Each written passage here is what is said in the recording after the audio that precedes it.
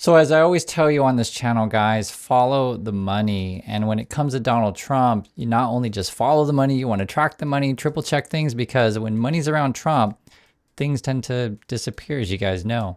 That's the subject of today's video, and we have to talk about this because today Lutnick is laying out more of their plan. Effectively, are we using government money to buy up private companies and take control and try to make your buddies rich off of this stuff? That's what it sounds like to me. So let's watch a little bit. I guess the question is, where's the line?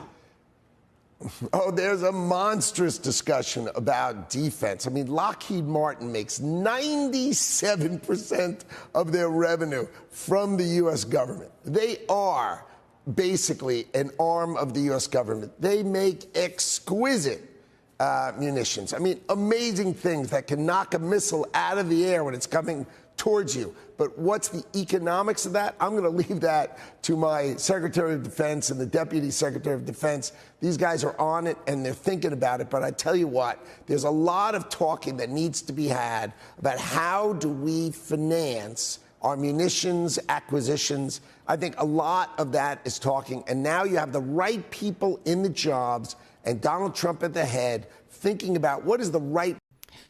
So what we're suggesting here, so I guess the U.S. government's taking 10% take in Intel. Now we're suggesting that we're going to take over, that'd be the government, I guess, and the Trump people take over Lockheed. And then are we just going to now start picking, you know, whatever company to use taxpayer dollars to acquire said things? And then Trump's going to brag about how rich everyone's getting. Is that our plan now?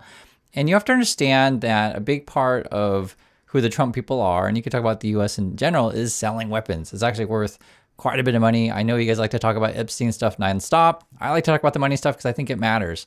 And on top of that, who's in charge of trying to sell U.S. weapons? It'd be someone like Hegseth, and this is Hegseth here. Who's the guy is, I guess, our lead weapon salesperson. What does he have to say? And get along to go along. And, you know, start doing Meet the Press and going to the Council on Foreign Relations and spending time with all the new cocktail sipping crowd.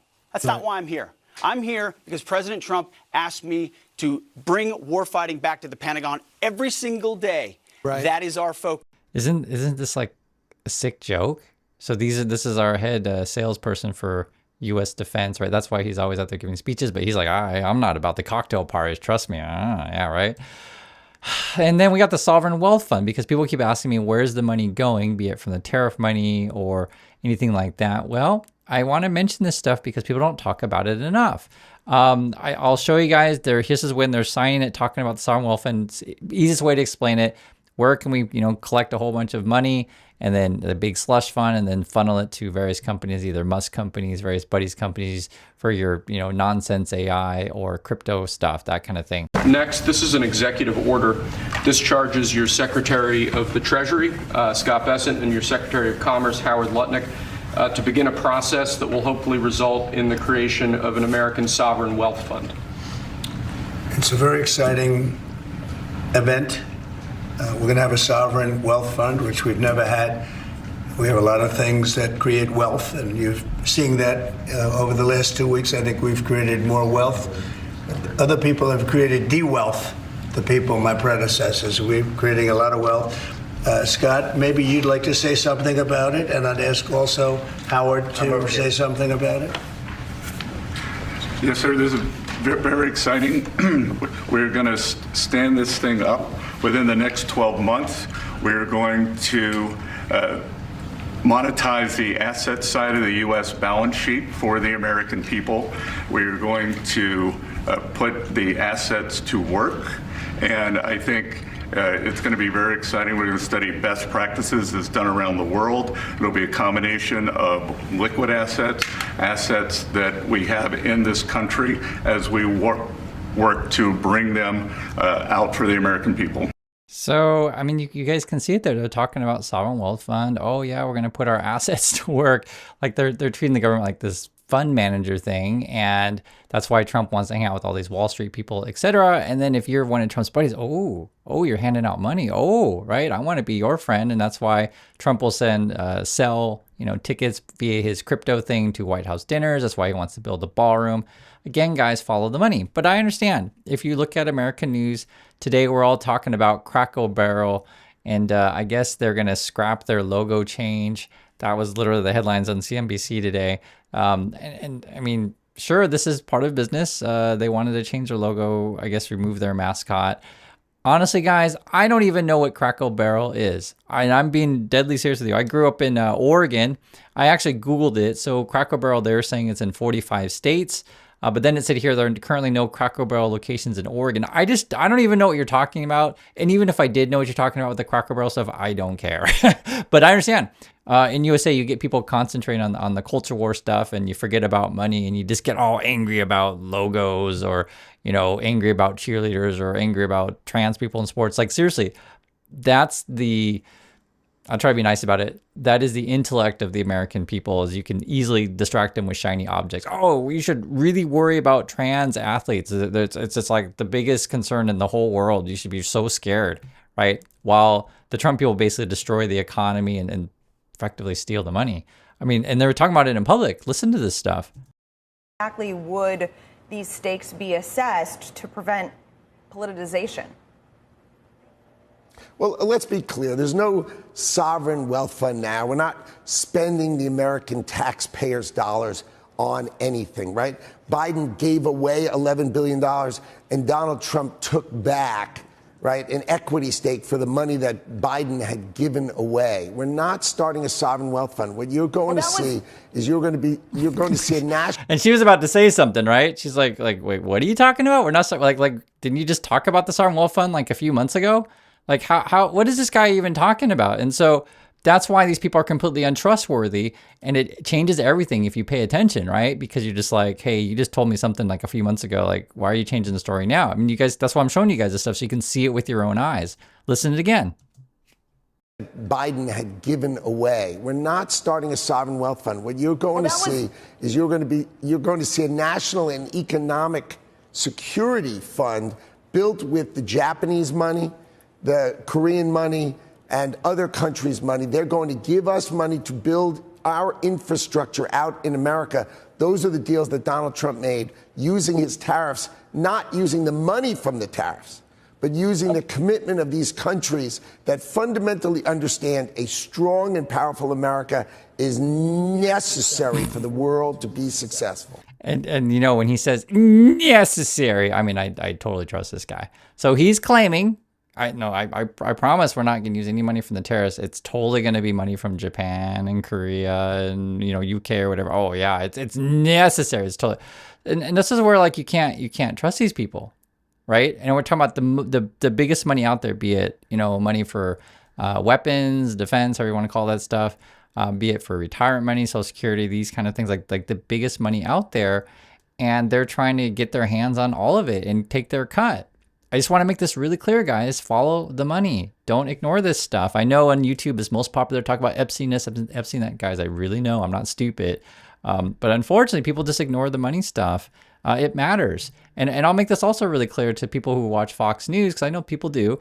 They're like, oh, yeah, we should be really concerned about someone who steals a candy bar because they got the wrong, skin complexion. Oh, and they stole a candy bar. Oh, my God, look how terrible this is. While these Trump people are going to basically effectively steal everyone's retirement. They're trying to change the rules so that the private equity have more access to your 401k, so they can throw it in their experimental and nonsense projects so their buddies can get rich selling you crap. That's what it all boils down to.